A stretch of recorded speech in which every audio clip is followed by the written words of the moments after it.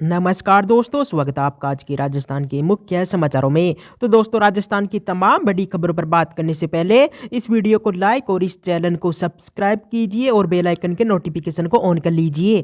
तो दोस्तों, सीधे चलते हैं आज की सबसे पहली बड़ी खबर की ओर। केंद्र सरकार से पहले बजट नहीं लाएगी अशोक गहलोत सरकार। जी हां दोस्तों, आपको बता दें कि राजस्थान के बजट को लेकर अब तक कयास लगाए जा रहे थे कि इस बार का बजट जल्दी आ जाएगा, लेकिन सरकार की तैयारियों को देखते हुए लग रहा है कि बजट फरवरी में ही आएगा। वहीं सरकार जनवरी के अंतिम सप्ताह या फरवरी के पहले सप्ताह में विधानसभा का सत्र बुलाने की तैयारी में है। आपको बता दें कि सरकार चाहती है कि पहले केंद्र सरकार का बजट आ जाए, वहीं इसके बाद ही राज्य का बजट पेश हो। आपको बता दें कि एक्सपर्ट्स का भी मानना है कि यदि केंद्र का बजट पहले आ जाता है तो राज्य सरकार को केंद्र से मिलने वाली हिस्सा राशि का अंदाजा हो जाता है, वहीं इससे राज्य को बजट बनाने में आसानी होती है। इसके बाद दोस्तों, अगली बड़ी खबर, बेरोजगारों ने 15 सूत्री मांगों को लेकर किया प्रदर्शन, कहा कि विधानसभा चुनाव में देंगे करारा जवाब। जी हां दोस्तों, आपको बता दें कि राजस्थान के बेरोजगारों ने 15 सूत्री मांगों को लेकर सरकार के खिलाफ आंदोलन शुरू कर दिया है।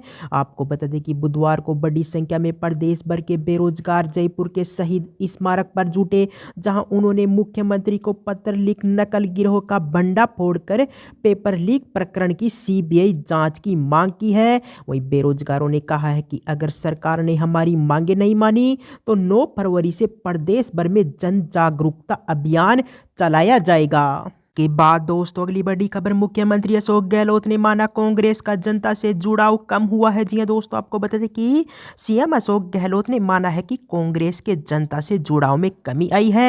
वहीं गहलोत ने कहा है कि राहुल गांधी ने बहुत मार्मिक बात कही है कि जनता से जुड़ाव करो, मतलब जुड़ाव में कुछ कमी आई है। वहीं धीरे धीरे आ ही जाती है, हमें जनता से जुड़ने का मौका मिला है। वहीं हम जनता के बीच जाए और उनके सुख दुख में भागीदार बने। वहीं राहुल गांधी की यात्रा के बाद नए प्रोग्राम दिए हैं। आपको बता दें कि हमारे मंत्री और विधायकों को महीने में एक दिन में कम से कम 15 किलोमीटर की पैदल यात्रा करनी है।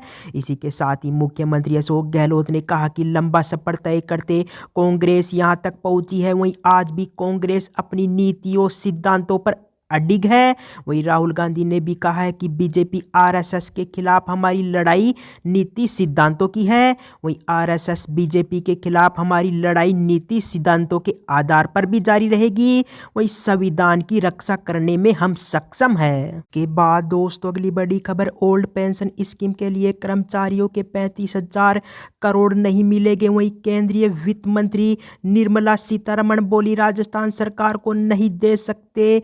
जी दोस्तों, आपको बता दें कि गहलोत सरकार की महत्वाकांक्षी योजना ओल्ड पेंशन स्कीम पर पेंशन कोष नियामक एवं विकास प्राधिकरण केंद्रीय वित्त सचिव के बाद अब केंद्रीय वित्त मंत्री निर्मला सीतारमण ने भी झटका दिया है। आपको बता दें कि सीतारमण ने भी कर्मचारियों का एनपीएस यानी न्यू पेंशन स्कीम का पैसा लौटाने की मांग खारिज कर दी है। वहीं सीएम अशोक गहलोत ने पिछले दिनों पत्र लिखा था। अब जवाब में वित्त मंत्री ने कहा है कि कानूनी रूप से यह राशि कर्मचारियों की है, वहीं इसलिए नियोक्ता को वापस नहीं दी जा सकती है। वहीं जैसा अन्य कर्मचारी लाभ के मामले में होता है, केंद्र और राज्य की इस लड़ाई के कारण प्रदेश के 5 लाख कर्मचारी दुविधा में पड़ गए हैं। इसके बाद दोस्तों, अगली बड़ी खबर, राजस्थान में कुछ दिन बाद 1 हफ्ते तक चलेगी शीतलहर। जी दोस्तों, आपको बता दें कि राजस्थान में कड़ाके की सर्दी का दौर चल रहा है। आपको बता दें कि उत्तरी भारत में एक नया सिस्टम आने से अगले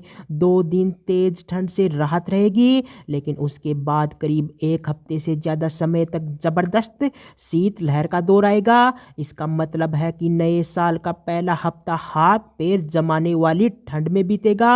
आपको बता दें कि मौसम केंद्र जयपुर के निदेशक राधेश्याम शर्मा ने बताया है कि इस नए सिस्टम का प्रभाव 29 दिसंबर तक रह सकता है।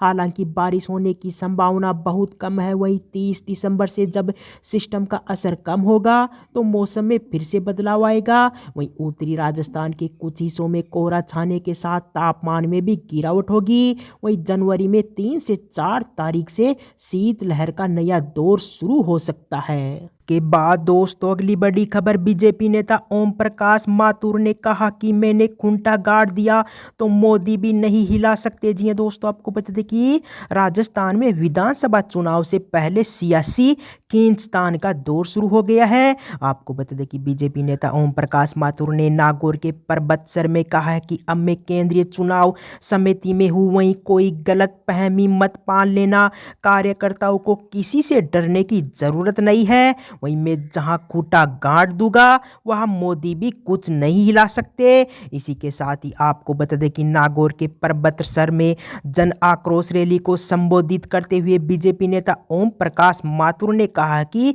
किसी तरह की गलतफहमी मत पाल लेना। वहीं जयपुर वाले कैसे भी लिस्ट भेजे, मैं हर गांव की एक एक नस जानता हूँ, ध्यान रखजो, कोई भी गलतफहमी मत पाल लेना। के बाद दोस्तों अगली बड़ी खबर, देश में कोरोना का खतरा। जी हाँ दोस्तों, आपको बता दें कि पिछले 3 दिन में 39 इंटरनेशनल पैसेंजर्स पॉजिटिव पाए गए हैं। वहीं इनमें श्रीलंका के रास्ते चीन से तमिलनाडु आई एक महिला और उसकी 6 साल की बच्ची भी शामिल है। वहीं कोरोना की तैयारियों की जांच करने के लिए मंगलवार को देश के करीब सभी राज्यों में मॉक ड्रिल की गई। आपको बता दें कि देश में मंगलवार को 188 कोरोना के केस मिले हैं।